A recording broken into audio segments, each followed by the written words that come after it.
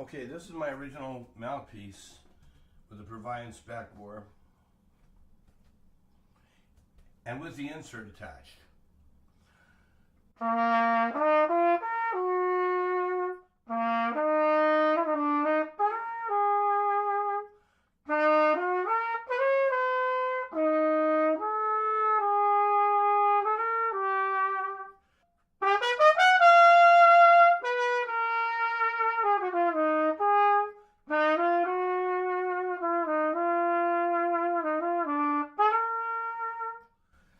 Now that's with the insert attached. I can't actually do it without the insert because the shank's too small now. So that's with the insert number 6 attached. Let's see what happens if I go with another insert. Okay, now I have the 6.5 insert.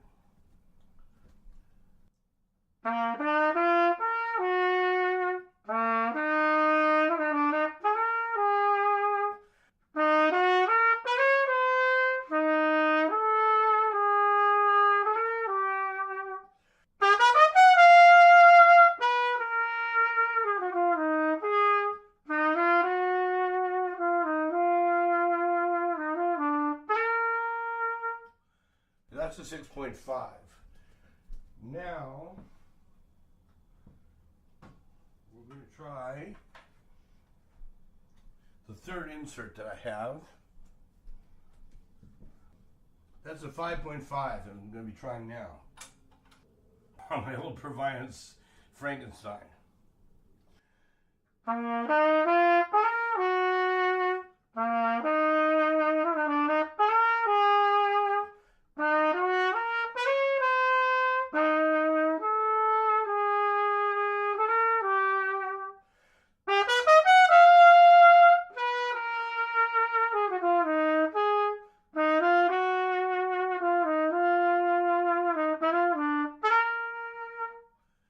Alright, so those are the 3 inserts on the old one. Now, I just built a new one. I went to Bob Reeves, picked up a 28 mouthpiece, and basically filed down the head of it, and got a brass ring that I turned, and soldered it to the top of it. So this is on the raw brass. I haven't had it plated yet. This is the duplicate mouthpiece.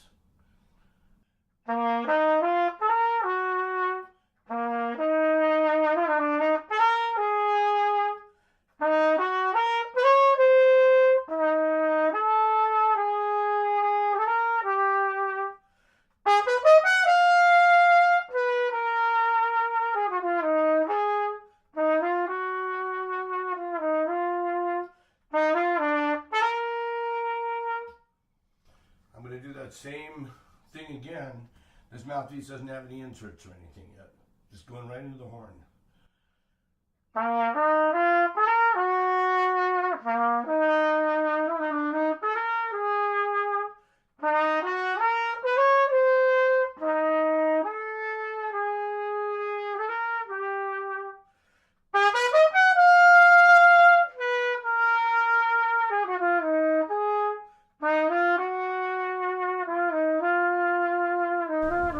This all happened due to the excellent service I received from K.O. Skinsness, who was amazing, truly amazing. First of all, what I loved about him is that he didn't try to sell me something I didn't need. When I tried to get him to do this mouthpiece thing for me, he said, "You know what? You can do it yourself. You did a fine job on the first one. You'll do fine." He saved me a lot of money. I did it myself in about 2 hours. Thank you, K.O., for believing in me and for not taking advantage of me. He did a wonderful job also hooking me up with, educating me, actually. And I'm going to tell you about that in a minute.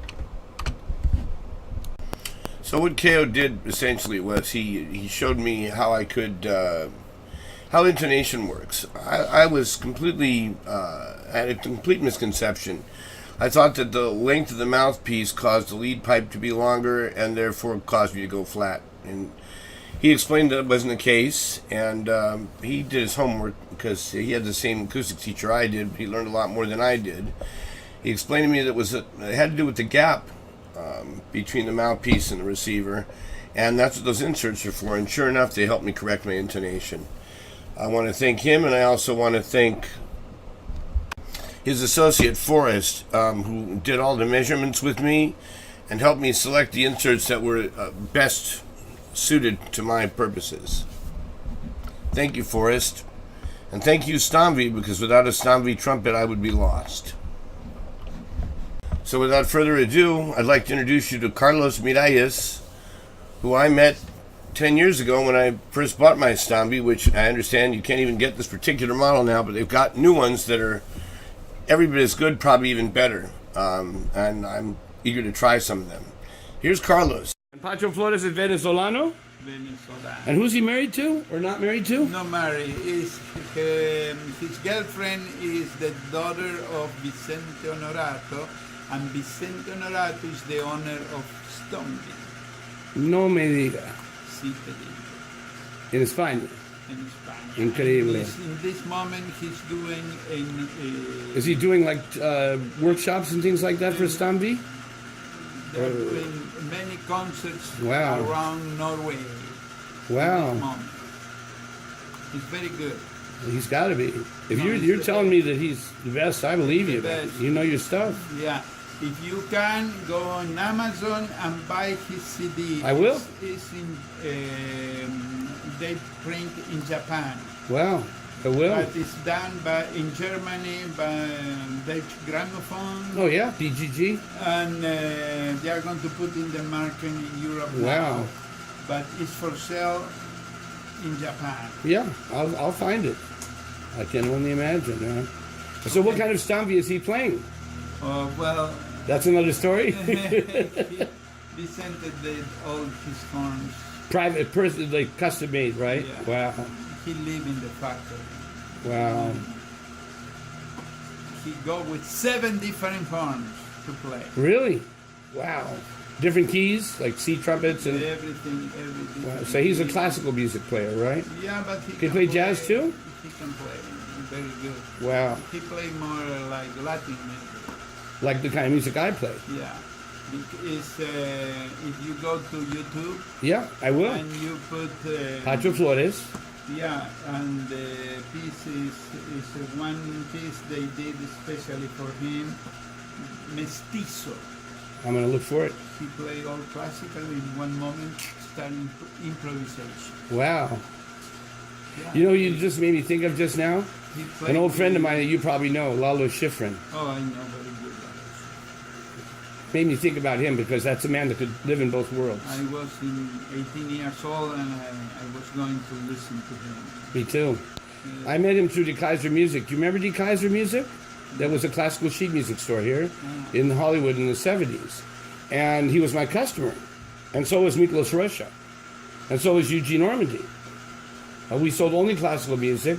And I met a lot of great people through that store. Aldo Ciccolini, pianist. And J.J. Johnson, the jazz trombone player. He put his card down, his charge card. And I saw J.J. Johnson. I said, "Are you the J.J. Johnson?" He's, "Yeah, it's okay." And I'm like out of breath. I'm like, my God, I'm in the presence of, royalty. For sure. He was studying arranging. And so I sold him, oh my God, I sold him Earl Hagen's book on film scoring, and I sold him Slonimsky's Thesaurus of Scales.